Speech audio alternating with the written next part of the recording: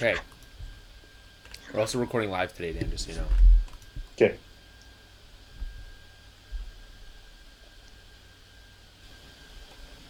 Okay.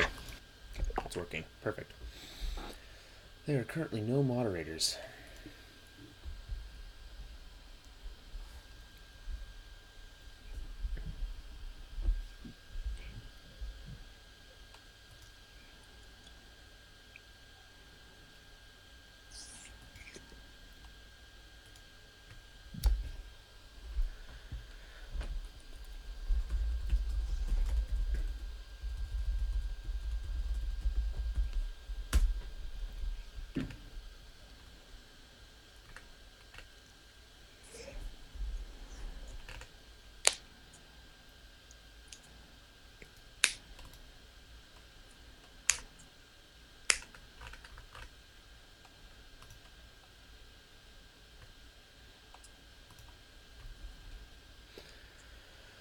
Okay. Good, good, good.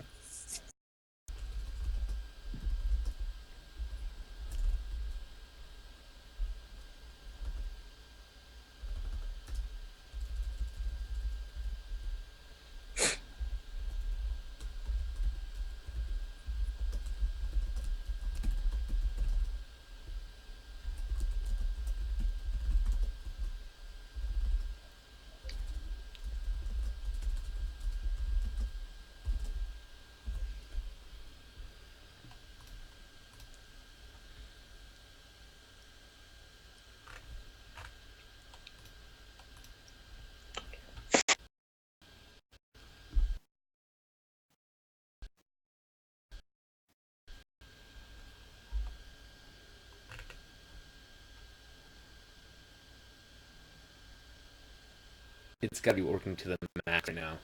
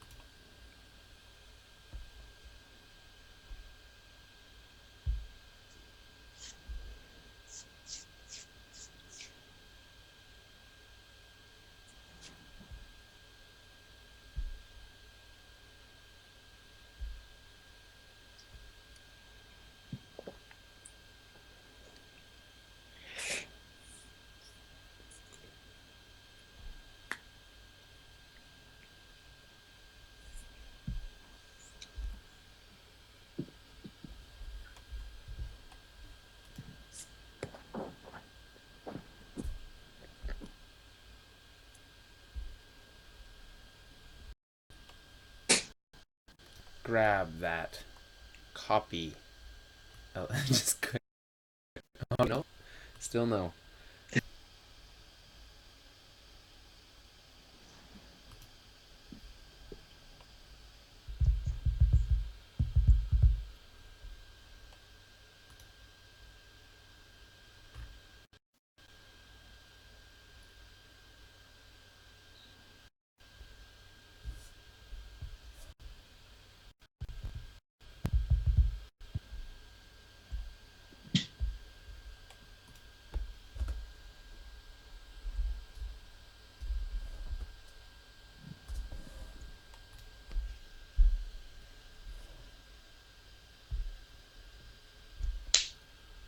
Okay. If I can get on TweetDeck, that's all I'm asking.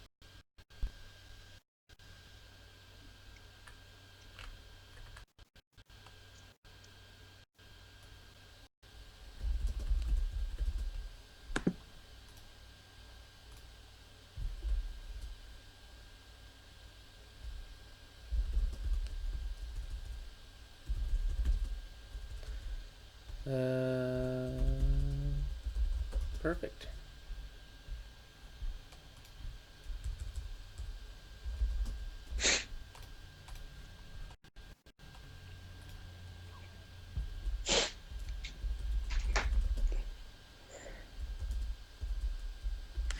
Okay. Um, Dan, Yes. do you have everything you need? Yes.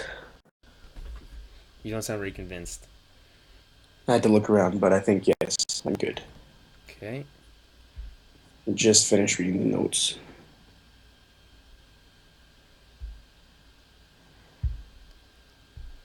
So I think I'm gonna leave you with tech. Yeah. Okay, and then we go into the episode. There's some. I have some quotes from the director. There is a really good.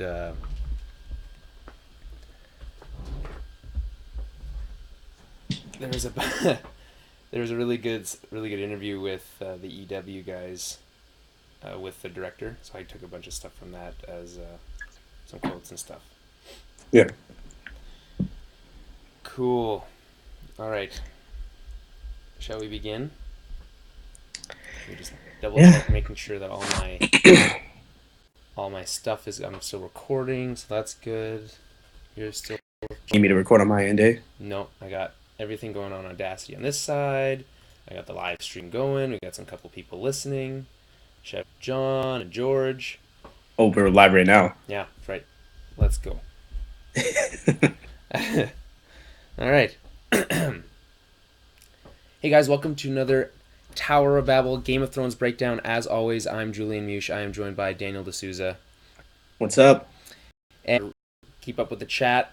And if you guys get any live questions, we'll start like we normally do with feedback from last week and some questions about this week. Oh, what happened here? Did we lose the stream? I hope not. No, it seems like it's okay. I don't know. If anyone noticed that the stream has gone down, just let us know, okay? That would be embarrassing if we lost it in the first 5 minutes. We have baseball, but we have a question, and I think Dan, this one's a good one to start with. Do you think Littlefinger is aware of Danny's?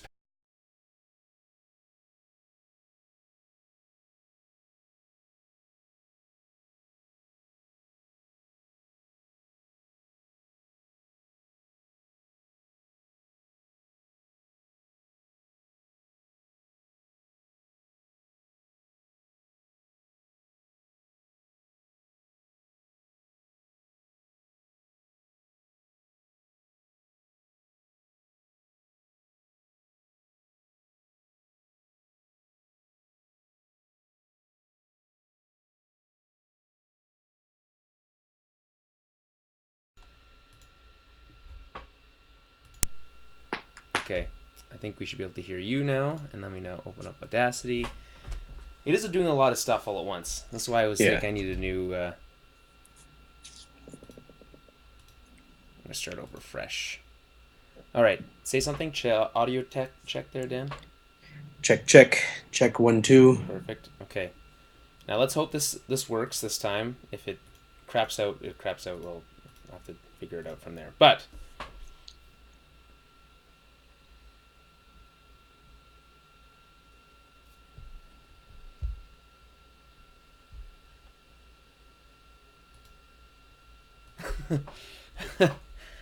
yeah, John, it did autocorrect me my my tweet from whatever I was gonna say to I'm Jesus. I'm Jesus. My laptop overheated. Yes. Okay. I mean, if I was Jesus, my laptop wouldn't have overheated, but whatever. Okay. Let's try this again, shall we? Ready when you are. I have the minimal amount of things open. Like, I have as many things closed as I possibly could.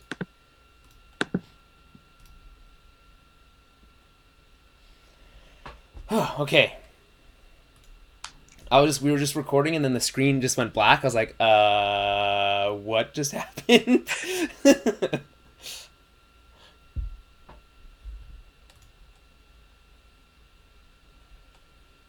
All right, let's start over. I didn't like that intro last time anyway.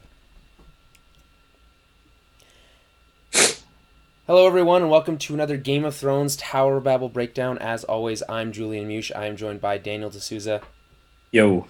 And we are here to break down every episode of HBO's Game of Thrones. This week we're talking about Season 6, Episode 9, Battle of the Bastards. It's a big one, and we're going to have lots to talk about, so I'm excited to get into that. So I want to mention this week we are recording live. We were late to record this week. We're recording on a Tuesday, obviously, today. Normally try to have it up last night. Some work stuff got in the way. Apologize about that. If you want to follow everything, keep up with everything that's happening with us about the podcast and all that, follow us on Twitter at Tower Babblecast. That's BABBLE. That's your best place to find all that stuff. Other than that, we will try to keep up with the live chat as best we can today, but we do have a lot to cover, and we're going to start with what we normally start with, so some feedback, some questions from the listeners from last week. We're going to start with some stuff from Twitter, and I think this is a really good podcast to start, or question to start with, from Mackenzie Allen on Twitter, and again, you can write in at Tower Babblecast. Same idea. Do you think Littlefinger is aware of Dany's power consolidation in Essos, and if so, what's her plan for her arrival? My answer to that, kind of, just before you get into it, is I think he's definitely aware. He kind of knows everything, so he definitely knows what's happening. Dragons are trying to keep secret.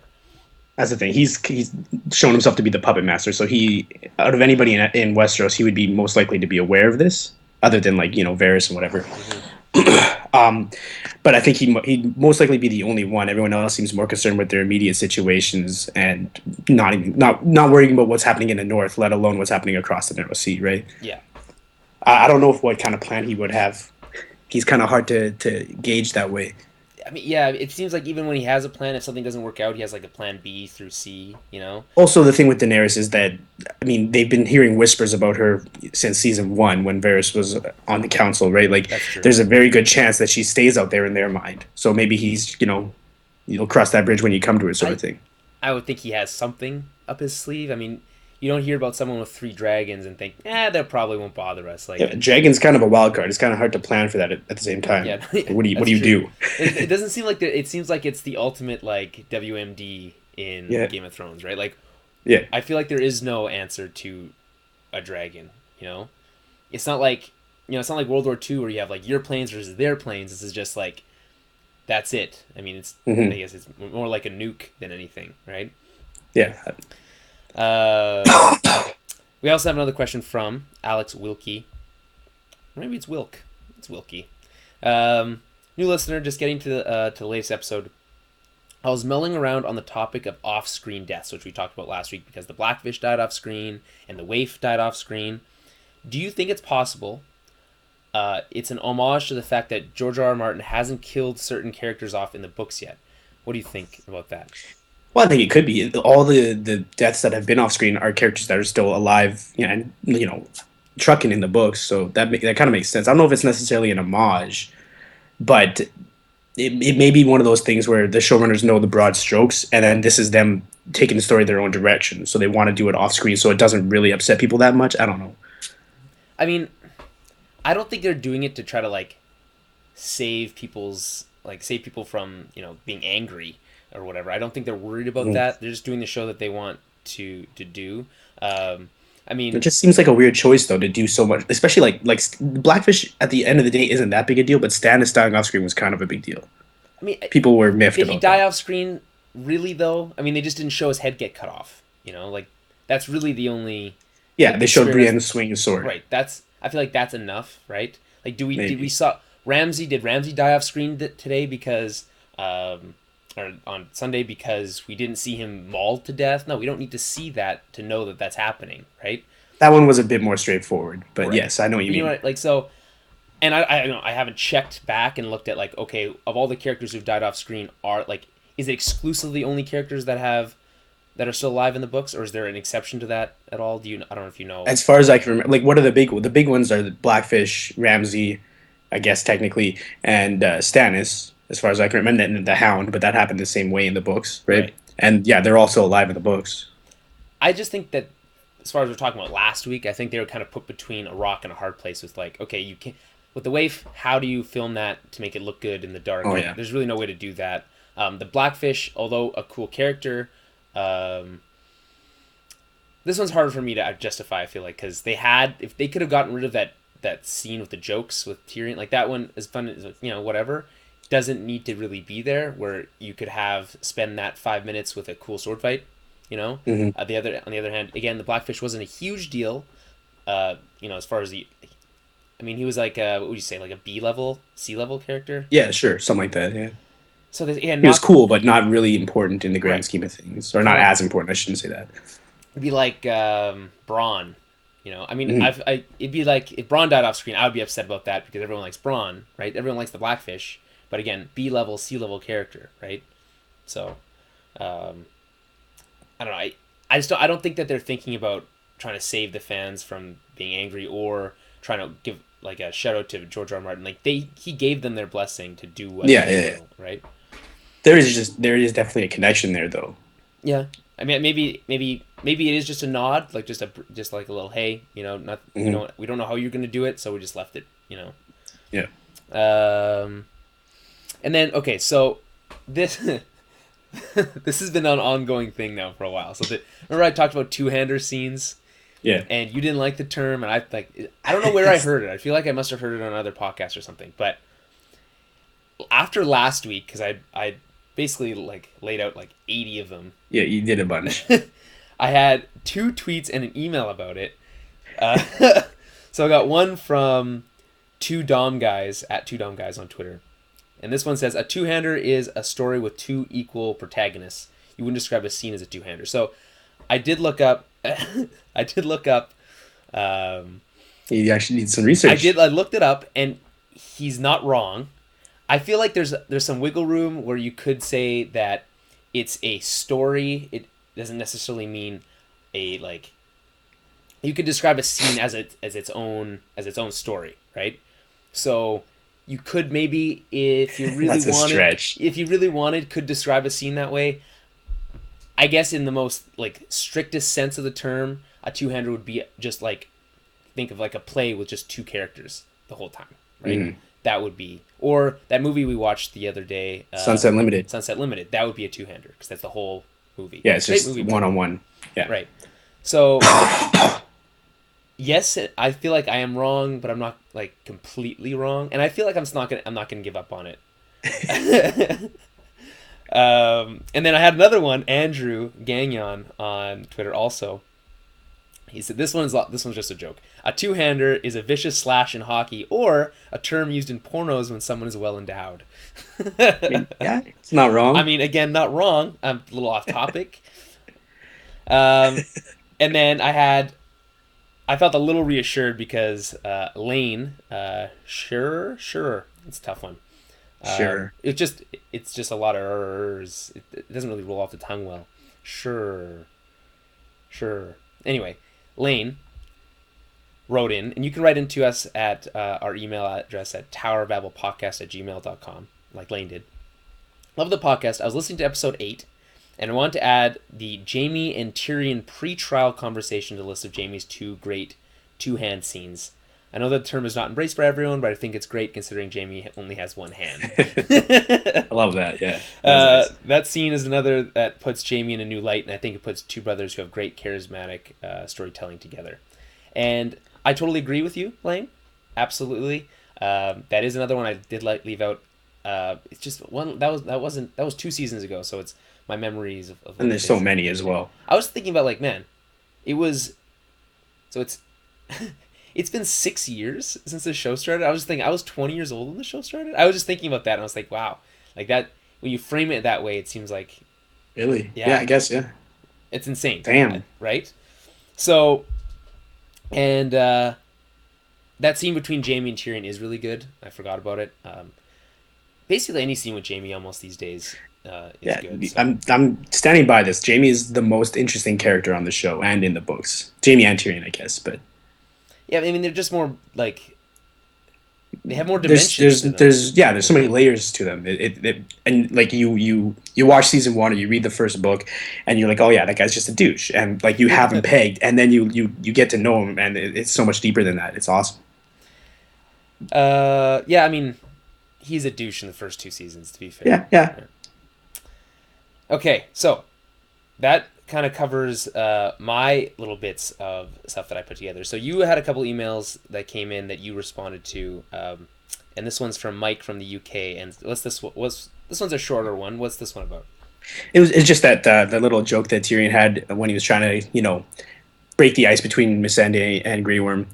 What was it? A Stark, a Martell, and well, I don't remember what the third one. Either way, the flies in the beer joke, everybody knows it, and I guess it's Wasn't it a derivative, Lannister? or it comes from Stark, a Lannister, and a Martell, or something like that. Yeah. That makes more sense. Anyways, he's basically saying that that's like an Englishman and Irishman, and he says a Yorkshireman, and he's from that area, so he would know best. I kind of assumed, and I mentioned this in my email to him, like, I hope I'm not racist, so I assumed that it was a Scotsman, was the Stark, the guy. Spit it out, you wee bastard. But I don't know if that's even a Scottish accent. I don't know. I'm kind of shocked that you even tried that, to be honest. Yeah. But I mean, that's interesting. I mean, it definitely feels like it has that real world quality to it. I like that. It's just you get a lot of sense, like, from talking to people who are more familiar with European history and that kind of stuff, that George R. R. Martin really knew what he was talking about when he was researching this stuff, and when he was writing his books, that he was really basing it off of Definitely some real life.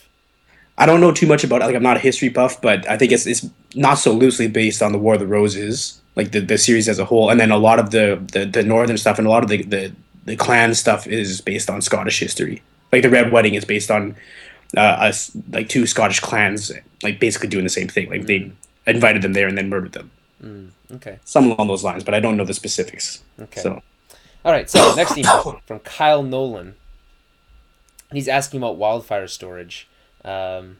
Basically asking if we talked about this, and they mentioned it again in this week. So yeah, it's almost for sure now. Yeah, that or the theory that Cersei has all the Mad King's wildfire stores underneath these major points in King's Landing, and she's going to use that as her, like, last resort thing next week, and it's almost for certain. It's almost anyway. So Kyle's asking, didn't Tyrion use all that during the battle for Blackwater? Well, it's unclear. He's saying it's unclear, but the point is that there was a lot of them, and then he provided a link, actually a YouTube link, and I looked at it, and there's some really nice foreshadowing there. Like, Tyrion uses the phrase, very specific phrase, that there's enough wildfire here in this room to lay King's Landing low.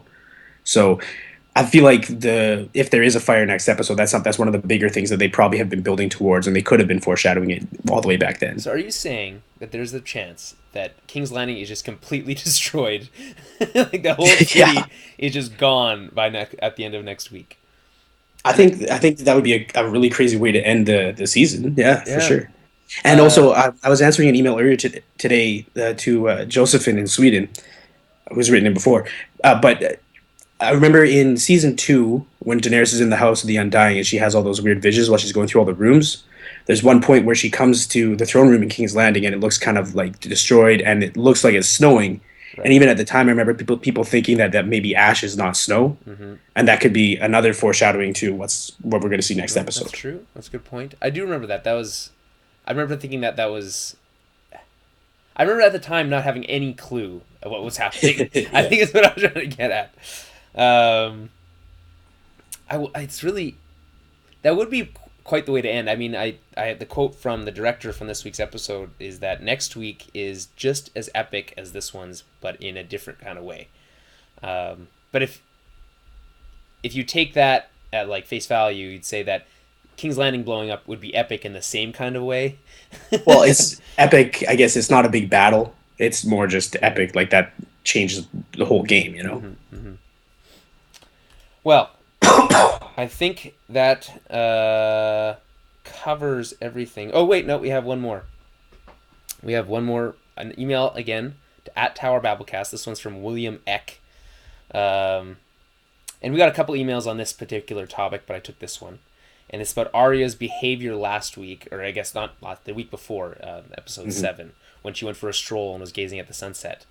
And it just does a really great job. I'll just paraphrase here. He basically breaks down why everyone was so upset and why there's all these crazy theories left and right about what was happening, like why no one could believe that she just got stabbed, and got thrown in the river, And it basically boils down to the fact that it was just completely out of character for her, based off what we know of her before, right? She's become this badass, like she's never really been the type to just, like, wistfully do anything, be Even before flashy. she was at the house in back of Black and White, like she never let her guard down. The whole time she was with the Hound and everything. Right. So then all of a sudden this happens, and it's like it's completely out of character. Not it's just 180, and it's like, okay, well, now everyone's doing mental gymnastics to try to justify these odd decisions that were made on a character level, and the only way people, instead of just assuming that the show fucked up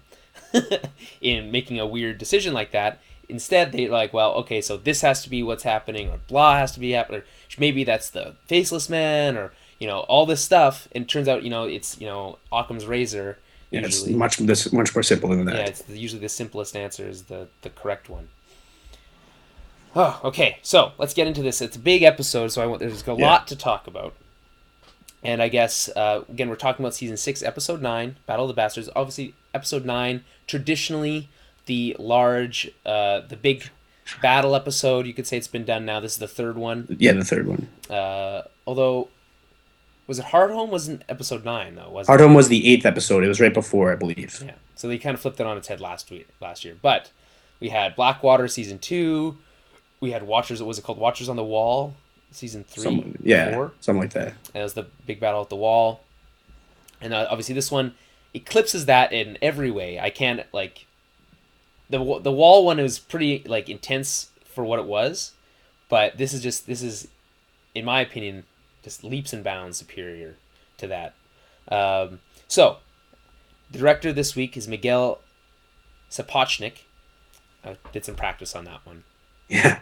He also directed Hard Home last year, and he's going to be directing next week's episode as well. The writers for this week's episode were D.B. Weiss and David Benioff, so we have the showrunners, the creators, actually penning this episode themselves.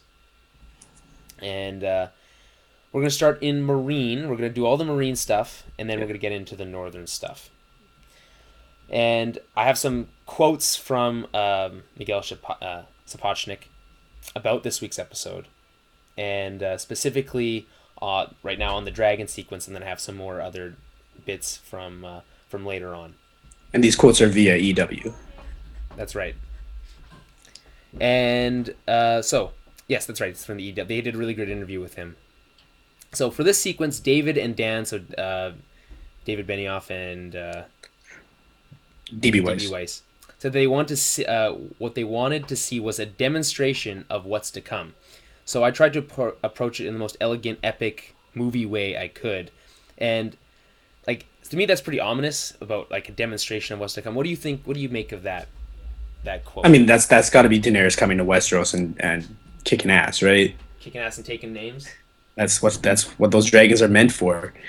And just in terms of him wanting to make it epic and as much like a big movie as he could, he pulled it off. That was ridiculous. That opening sequence. Yeah, I mean, even from literally the opening shot, which is a sequence following basically a cannonball being shot off one of the ships and then following it into the city, is pretty amazing just on its own. First of all, props to HBO for keeping that whole thing a secret. I don't think anyone expected there to be even anything from Marine in this episode. Never mind another huge battle. And so that starts, and you're like, wow, okay, wasn't expecting that. I was expecting this whole Northern storyline. We'd just be stuck with them the whole time. But no. So, another couple of tidbits from the director, that he kept pitching the idea of designing shots that felt like they could have actually been shot in real life if dragons were real. So he was doing this thing where the dragons to constantly break frame, which is to mean that they're not always fully on the screen, so parts of them are off to one part or the other. And the idea is that it's kind of like what happens when you're doing actual nature photography, where you can't predict where the animals are going to go, so they sometimes get away from you, So that's kind of what they wanted to do, kind of ground level. He did some research on World War II fighter planes and their low bombing maneuvers and stuff like that, to try to get an idea of what it'd be like to have these dragons flying around. He also then said that they had to burn a bunch of boats and soldiers for real, which, quote unquote for real, which was fun considering it was raining and they only had one boat, but it couldn't actually burn that for real. So this was actually shot in Northern Ireland in Banbridge, and not where they normally film the rest of their Marine stuff. So it was cloudy and rainy and gray, and they had to make it look sunny and hot and marine, using only one boat. So I gotta say, all things considered, I mean, this is mostly a CG. So I mean, the northern battle is very practical heavy. Like most of it is practical, whereas this is mostly CG.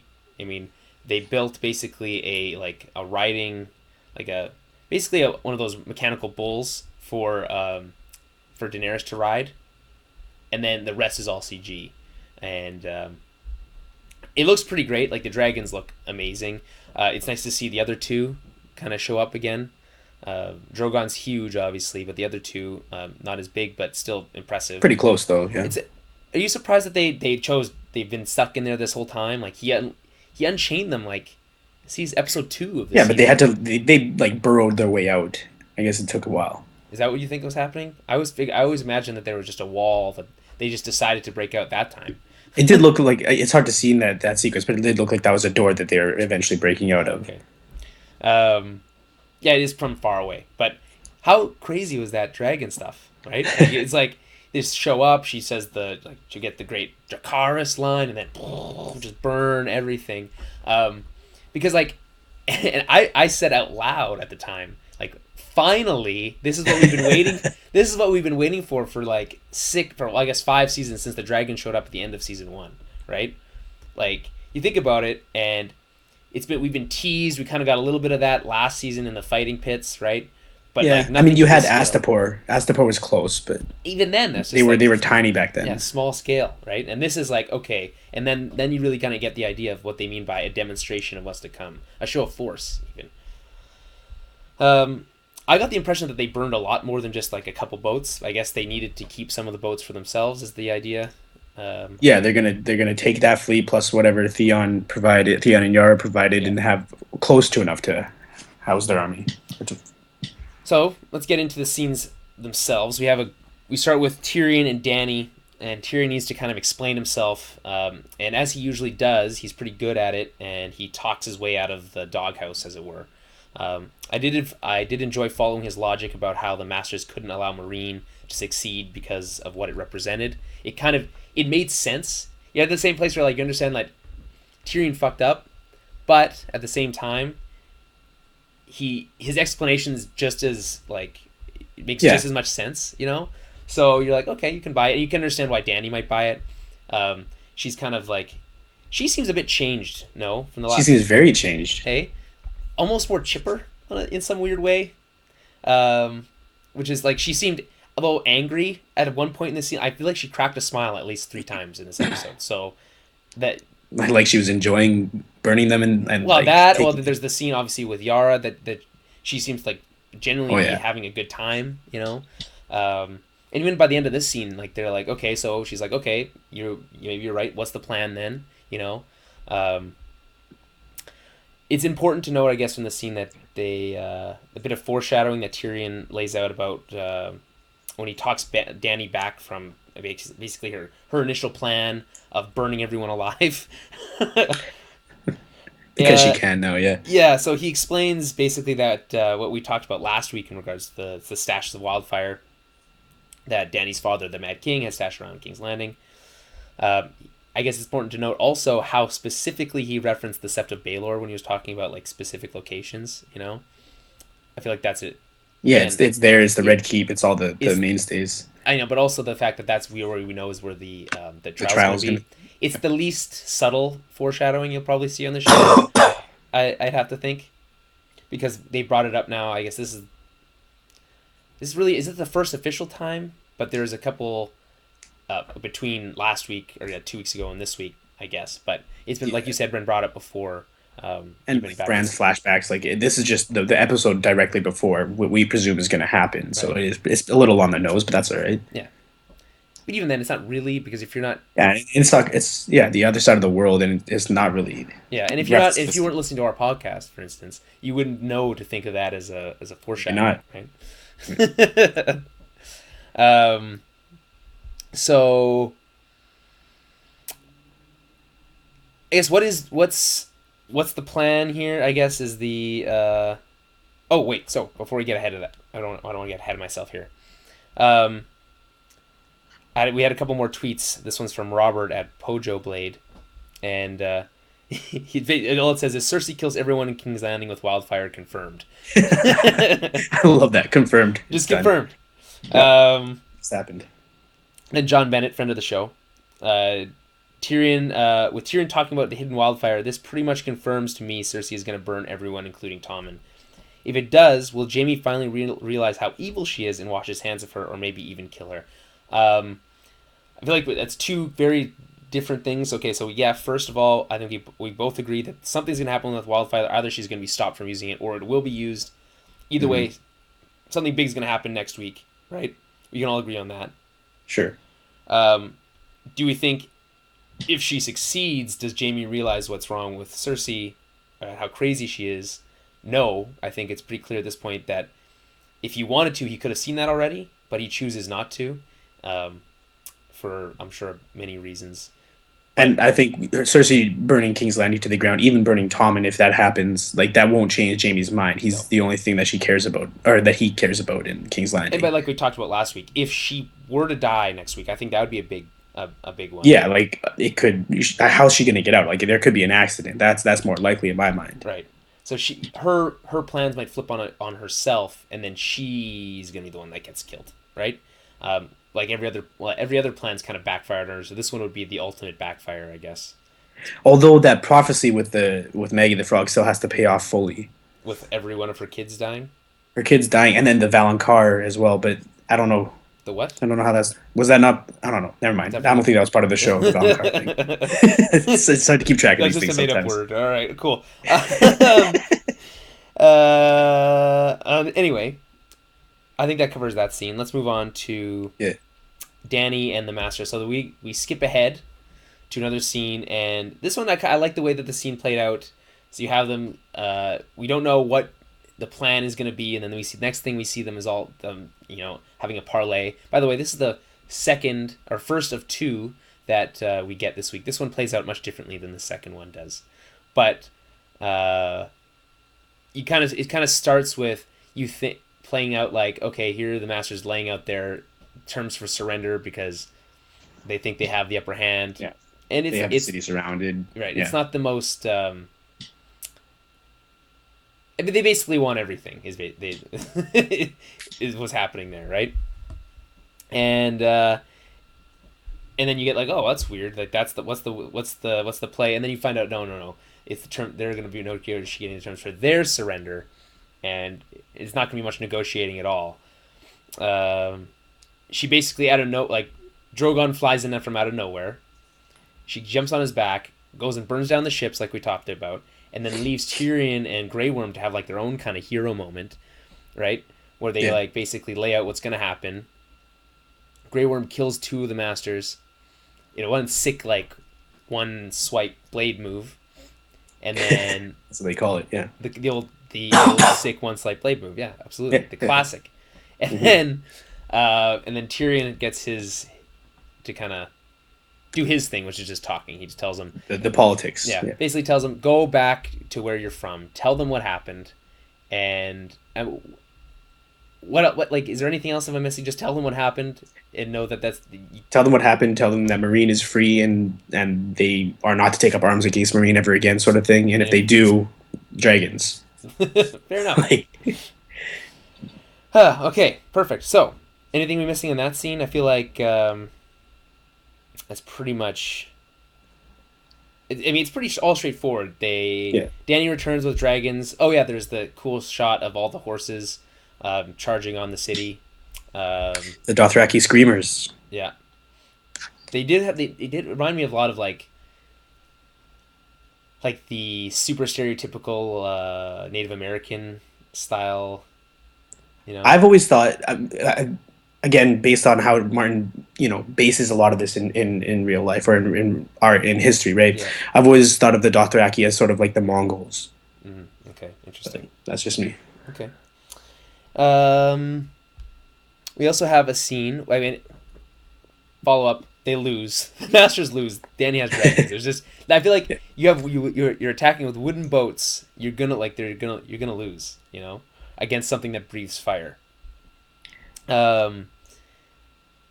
the next scene we get, and this was kind of later on. We go north and then come back, and for me, like, and I was kind of gonna get to this later on, but I always end up spoiling my overall thoughts early. But for me, this episode was, I had like, my anxiety was through the roof. You know, I was just constantly on edge about what was happening in the north, and just like totally just completely worried, and like I couldn't sit still. But every time we cut back to these scenes in Marine, I was kind of like a moment to like gather my breath and like pause for a moment.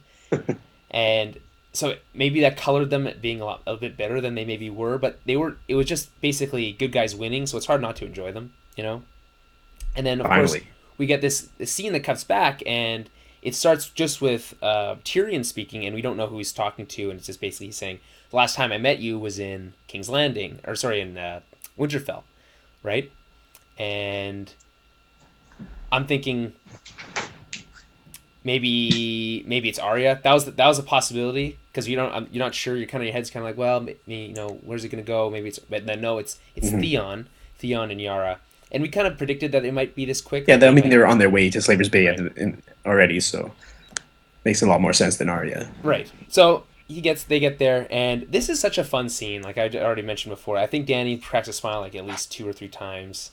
Tyrion is the one who's playing like the skeptic in this scene, like particularly, because the last time he'd spoken with Theon, he was still the douchey Theon that we remember from season 1, right? And he's not that anymore. He makes the reference about how every time someone makes a short joke, you know, they think they're the first person to ever make a short joke. So he's more skeptical, but they come and they basically say, "Hey, we have all these ships for you. Would you be willing to make a deal? You get our ships and the men to sail them if you give me the Iron Islands and kill my uncle, my crazy uncle," right? And they're also providing the information that Euron's on his way. Right, of course, that's also important. Danny also like, that's part of the deal, yeah. Danny makes the point that, you know, well, if he's coming with more ships, like, why don't I just make this deal with her? Of course, they mention that his deal is kind of, there's a prerequisite that there's a marriage thing that needs to happen there, you know. And obviously, I think she's done with that type of wheeling and dealing. Did you get that impression?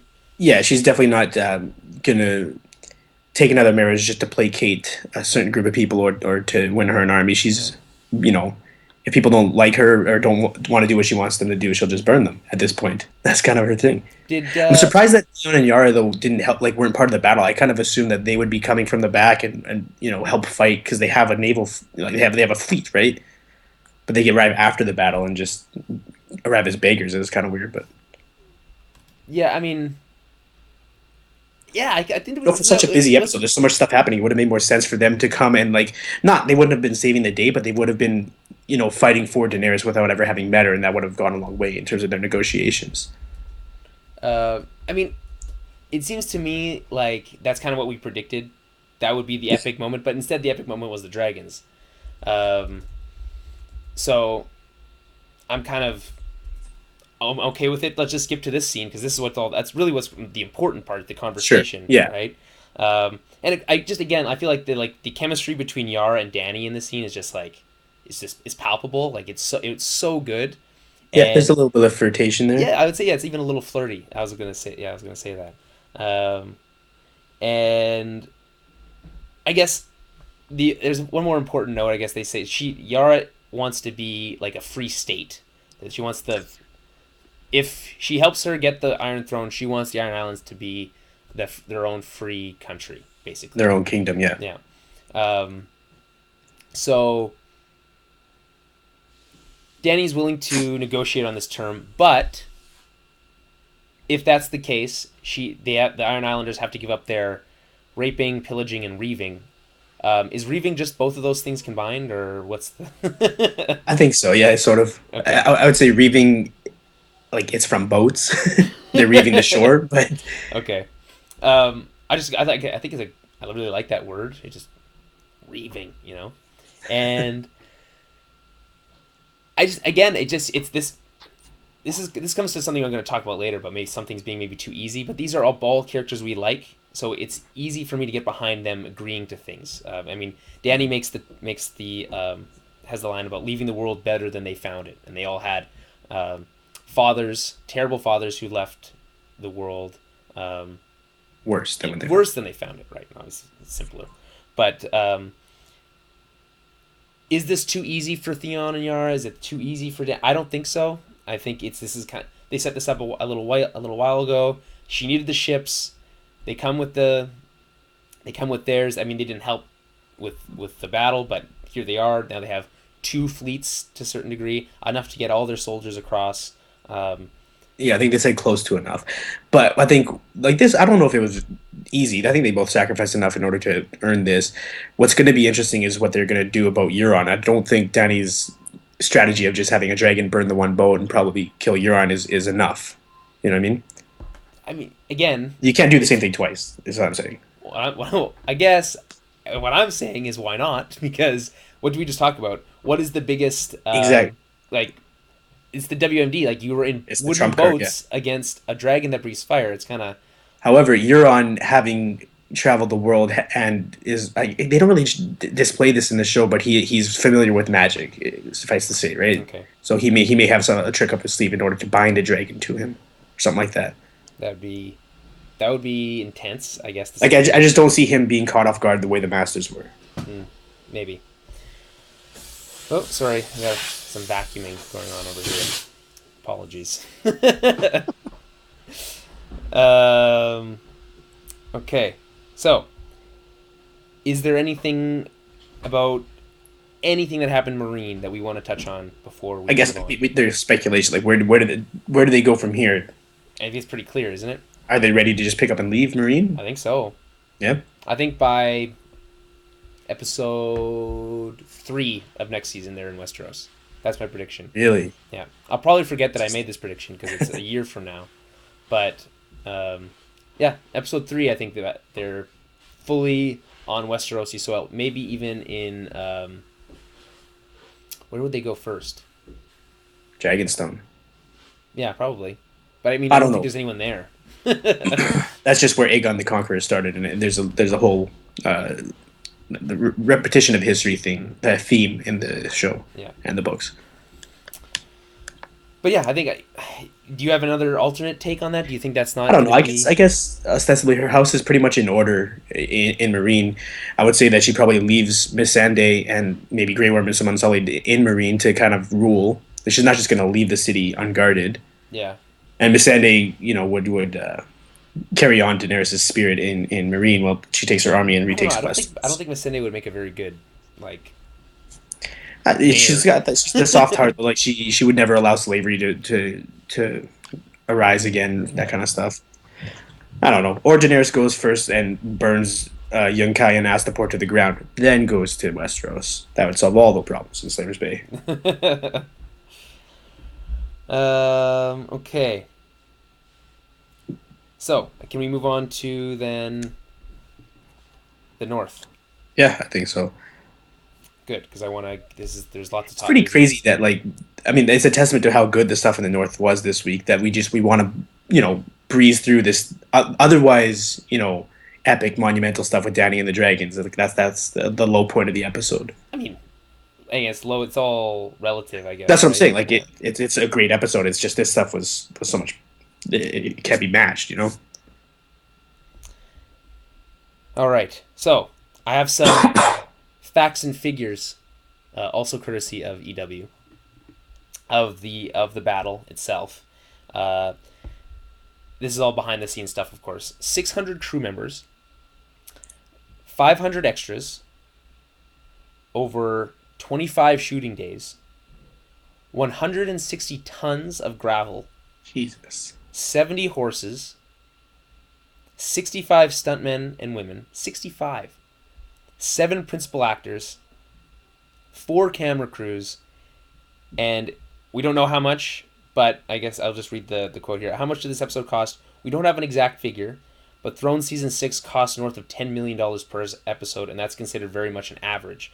The price per hour varies, and BOB is presumably the season's most expensive episode. It's not even close. Um, Insane. yeah, I mean, so I'm guessing, if you have to guess, okay, so if 10 million was the average, you got to think this is probably a $20 million episode. You think, right? Yeah, I would say easily double with all the CG and then all the practical effects in the north is ridiculous. It's I can't 25 million maybe.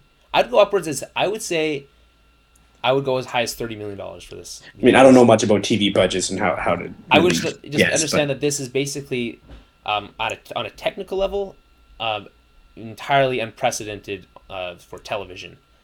There is no comparison. Find me a show that can do this at this scale and this. I mean, there just doesn't exist.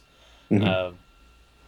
So, I mean, we'll get into like the actual episode itself, but like when you just think about the man hours involved and like the actual work, like reading this interview, and again, go read this interview with Sapochnik on EW. It gives you a really good understanding of how this had to work, and just with the stuff the extras had to go through, and it is insane, basically. Like, as much as I would love to be an extra on Game of Thrones, I don't know if I'd be able to put up with what these people have to put up with. Like, you're in Northern Ireland. It's summertime, so it's not like it's they used fake snow. It's not like it's freezing cold, but at the same time, it's raining a lot, like all the time. It's not warm by any stretch of the imagination. You're dealing with I don't know how many hours a day they shot, but basically a month straight, right, of running back, resetting.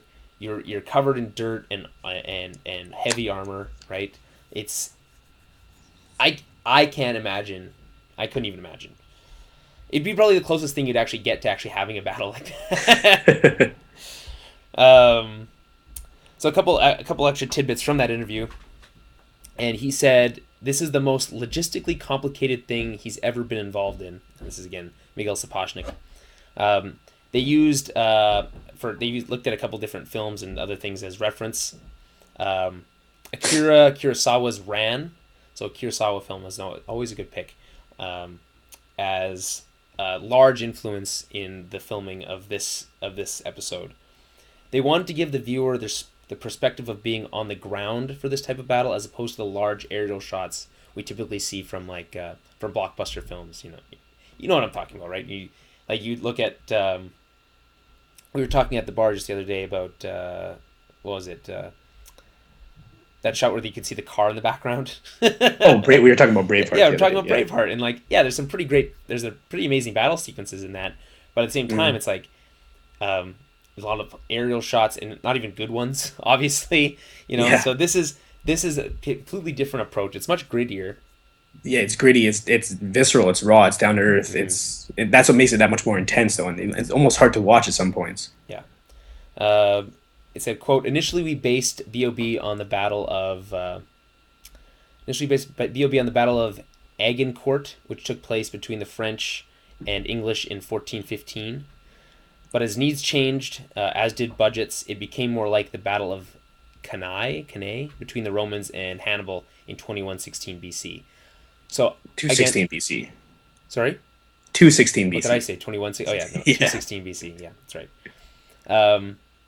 I don't know what any of those battles are, but if anyone feels like doing the appropriate I feel like this was my research. I couldn't that would be a whole other level of stuff, burrowing deeper and deeper to get to. I'll maybe look it up eventually, but the idea is that they looked up real life battles that happened like this and used it as a basis for how to do this.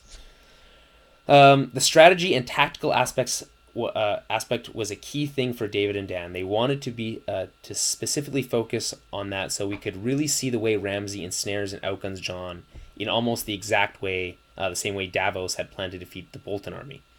I also did a bunch of research into Alexander the Great, who is legendary in his strategic battle prowess.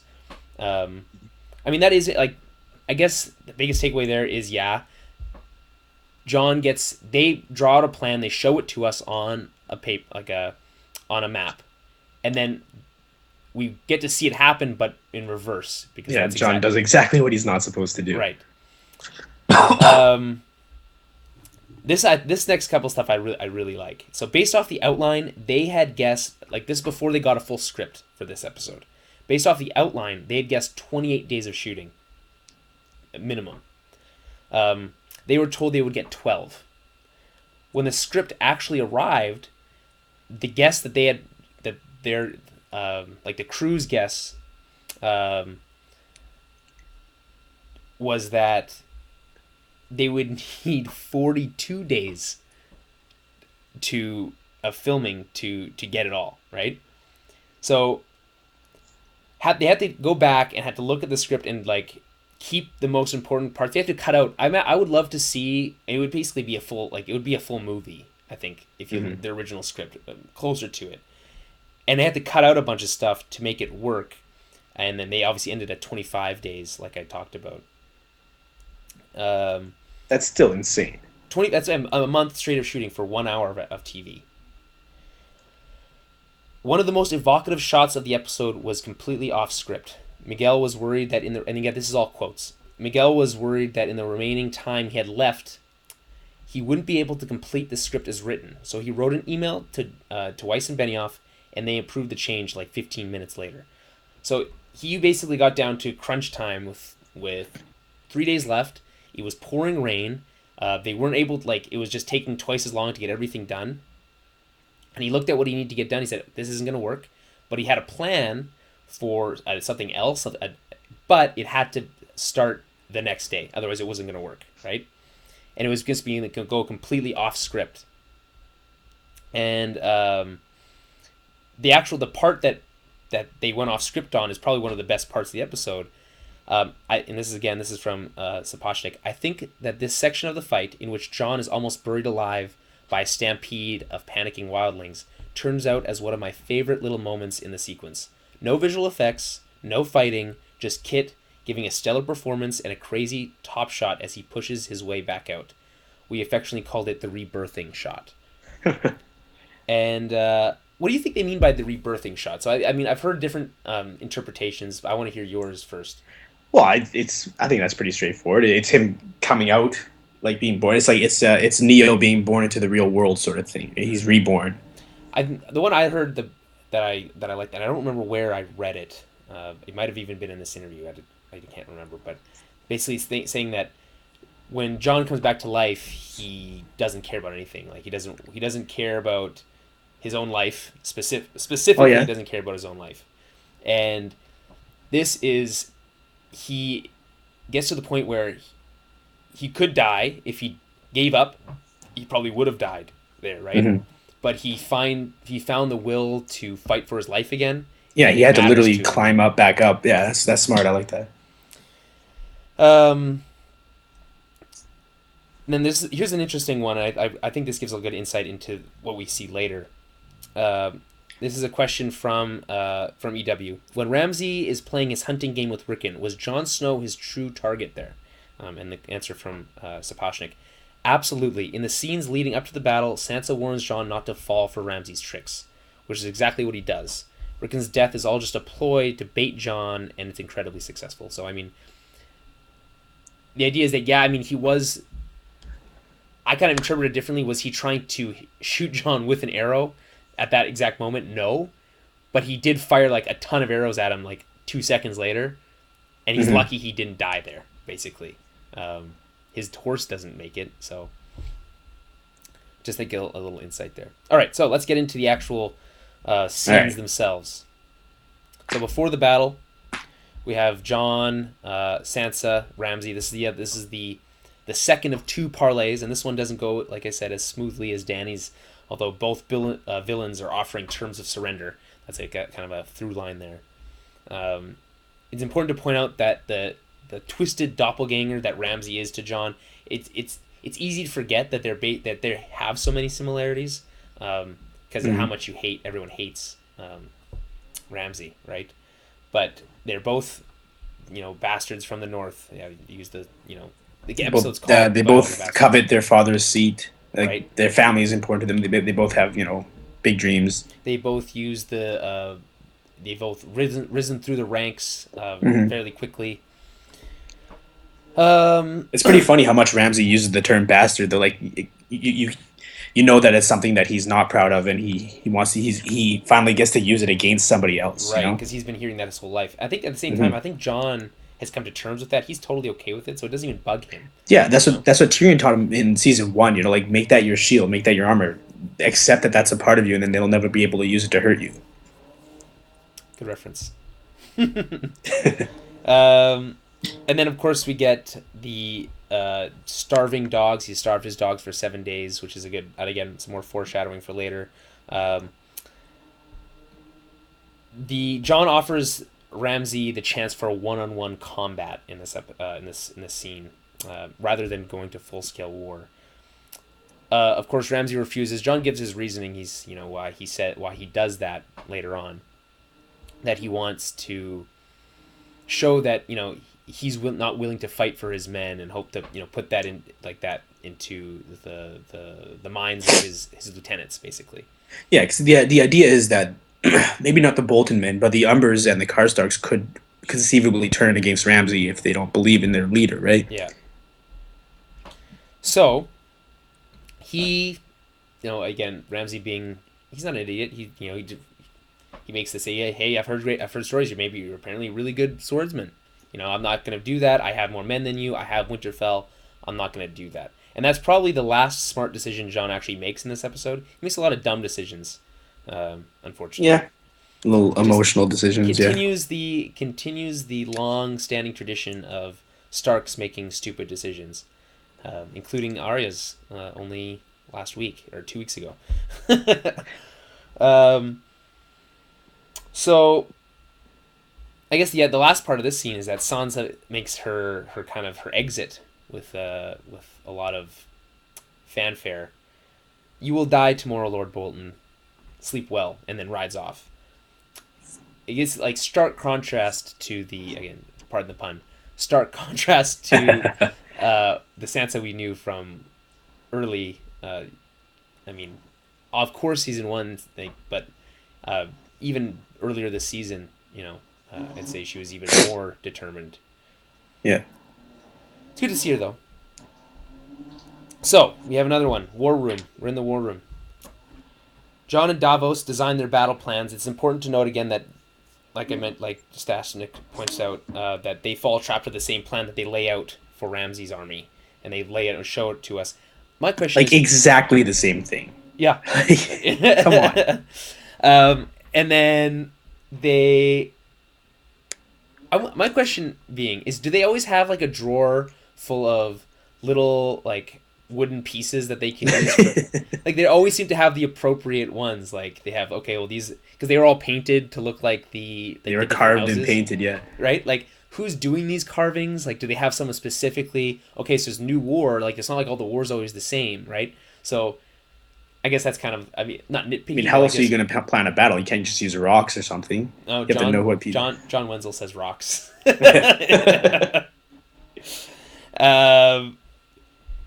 So yeah, anyway.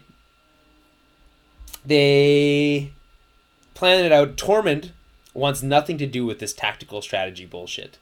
But he does offer what not to do. He says, well, I don't know anything about strategy, but I know that guys on horseback are pretty tough. So they're like, don't worry, we dug trenches, I guess they say. Yeah, to protect the flanks from a double envelopment. You don't hear that way. It's the pincer maneuver, right? Yeah. That's the one you hear more often. I guess it's the same thing. And then Sansa and Jon have one more conversation. And this one's about Ramsey's psychology, and basically, and like he said, tries to warn Jon that, don't fall prey to his tricks. He's going to try to make you do something you don't want to do. Don't do it. So... It goes unheeded, clearly.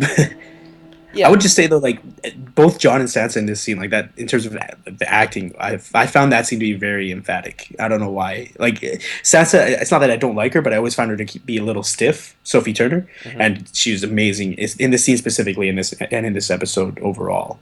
Or in the past couple episodes, I would say. I think it's easy to say, like, Sophie Turner has improved significantly as an actress. I don't know. Maybe she was giving direction to do certain scenes a certain way before, and now now you're allowed to be more free with what we want you to do. But she just seems a lot more capable.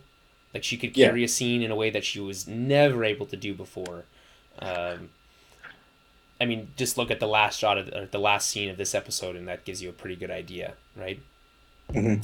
Even Kit Harington in this scene, like for whatever reason, that scene stuck out to me. I noticed their acting was just ridiculous. Well, Kit Harington's been great ever since. He's been great this whole time, but in that scene specifically, I found.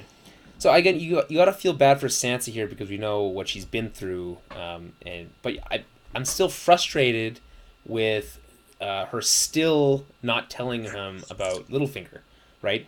You have to think at how differently this whole thing could have played out if John had known, right? So we got an email about this exact thing. Okay, I was just about to mention. Yeah, Bo Yeager, cool name by the way. And the subject is Sansa in the Battle of the Bastards. First, love the show. I look forward to it every week. Thank you, Bo. Appreciate that. I want to get your take on the big issue that people have talked about. Sansa not telling Jon about the Knights of the Vale. The way I see it, she made the correct choice in not telling Jon about the Knights of the Vale.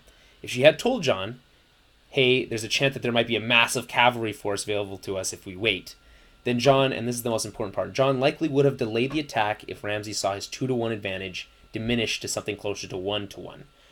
There's no way he faces the Starks on the battlefield. He would have buttoned up in Winterfell and let nature take its toll on a sieging army stuck out in the open. Exactly. So Sansa did everything she could to tell Jon to be patient without actually telling Jon to be patient. Don't give in to his tricks, let him come to you. Had Jon heeded this advice, stuck to the original plan, and worn down the Bolton army, the Knights of the Vale would have been the final blow rather than a saving grace. I really like this email. I think it's well written too. It's well thought out, and it does. I think it's the first. It's the first time that anyone's been able to explain to me why it wouldn't be a good idea to tell this. At the same time, I don't see Sansa having that strategic foresight to say, I'm not going to tell him because it would mean Ramsey hides away. Well, I think she's definitely learned from her time with Littlefinger, and this. I don't know if she planned for everything in the battle to go that way, but she wanted to keep the Knights of the Vale in her back pocket, not only to guarantee a victory, but also that's her contribution to the battle. She's not just sitting on the sideline; she's ensuring victory because she cannot go back to Ramsey. Well, she says specifically that she won't be taken alive. Right. And right after that, once Jon says that he would protect her, she says that he can't, and she doesn't trust him. Like, as much as she loves her brother, or whatever, like she doesn't trust him to protect her. So she's covering her own bases. Well, she says, "No one can protect me. No one can protect anyone." Great line. But I mean, when she says, "I won't be taken alive by the Boltons," like that, the implications there are pretty striking, don't you think? Yeah. That she'd rather die. She would take her own life rather than go back to that. And we can all understand that, given what we know of Ramsey, right? Right. But again, considering you gotta look at Sansa and then contrast her with the Sansa we knew her to be, and that these things that she's saying, the things she's doing, are become completely more way crazier all of a sudden. Okay, so Jon then has a brief meeting with Melisandre. And insists that if he dies, to not bring him back. And of course, this is before the rebirthing scene we talked about. Totally forgot about that. And this is something that I read as well somewhere. He mentioned that when he first returned from the dead, that there was nothing after death. It was just blackness, right? So why then do you think he would not want to return? Like, if you know there's nothing after death, right? And you know the stakes in life here are really huge, very important things are being played out, right? The fate of the world, basically, right? If you die and you know that you could be brought back, you ask not to be, but why? Why would you? You know what's there, it's nothing. I don't know. I guess it was a harrowing experience being brought back. Clearly, he's just tired. Like, he gave up on the Night's Watch and stuff like that. We all understand why, but he's kind of sick of fighting. I think he mentioned that earlier this season, that he's been fighting all his life and he's sick of it. I imagine he would have a different I feel like after what happened here, after seeing Stark banners on the walls of Winterfell again, he might have a different. I don't know if he would go to her and say, "Hey, don't bring me back," or he might just not say it at all. But I don't think he would be as upset about it. That's probably true. You know. Then finally, before the actual battle begins, we get another scene. Davos and Tormund have a brief conversation, a humorous conversation about sour goat's milk, I think is what he said, and grape water, which I guess is wine. And Davos says he can never sleep before a battle, and at this point during the again, I mentioned that my anxiety was through the roof at this point, and we're right before battle. My nerves are at 1,000 degrees right now. And so I can only imagine, and he said, I can never sleep before a battle. I can only imagine what it'd be like for an army to, what you're going through, what your thoughts are, but, on, the eve of something like this, I literally have no idea. I think I would, my anxiety I would just die of anxiety before the actual battle got there. So Davos goes for a walk, and it's a really beautiful shot with the sun coming up, the dawn. And he finds the remains of the pyre that they used to burn Princess Shireen. And he finds the little stag he made for her, the little toy. The little wooden stag, yeah. That didn't burn in the fire. Yeah, a little convenient. Not a big deal, but whatever. A little convenient. And, I mean, I guess my question here is, now he has a pretty good idea of what happened to Shireen, right? He knows what happens here now and why it happened, likely. But my question is, what did he think happened up until now? Well, I guess there was no real information, right? Yeah. I guess he assumed that Ramsey just killed her when he killed Stannis. Well, is that what you... I don't think that's... I think he kind of had a suspicion about this, But he didn't know enough to make any accusations, and now he does. But he's still smart enough to wait until a later time, and we know there's a time and a place. There's a confrontation that's coming next week. It's in the next time on. Okay. Yeah. And beside the fact that he gets to glare up at her at later in this Winterfell. episode. Yeah, while he's holding that stag. Yeah. Yeah, very, very subtle Game of Thrones. Okay. So, we're on to the actual battle itself.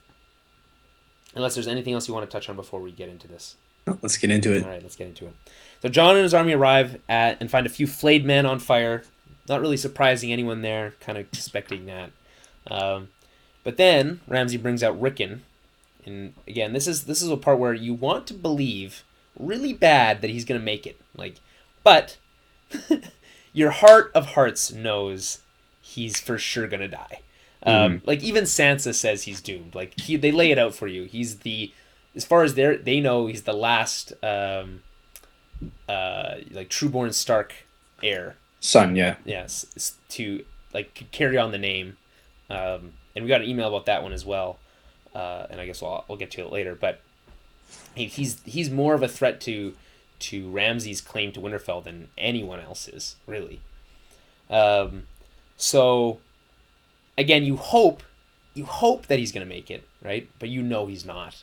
And it sucks because they play out as long as they possibly can, And just the way that they shot the scene like that, it's the rule of threes. That third arrow was going to be the one, and then it missed, and you're like, oh shit, maybe he is going to make it. And then another arrow just comes out of nowhere.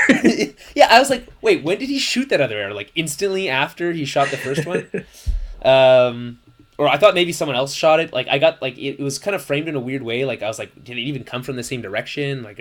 I mean, you just take it for at face value that, yeah, he shot it, but at the same time, it's okay, Also, were we supposed to know that Ramsey's some really great archer? I mean, we've seen him. Yes.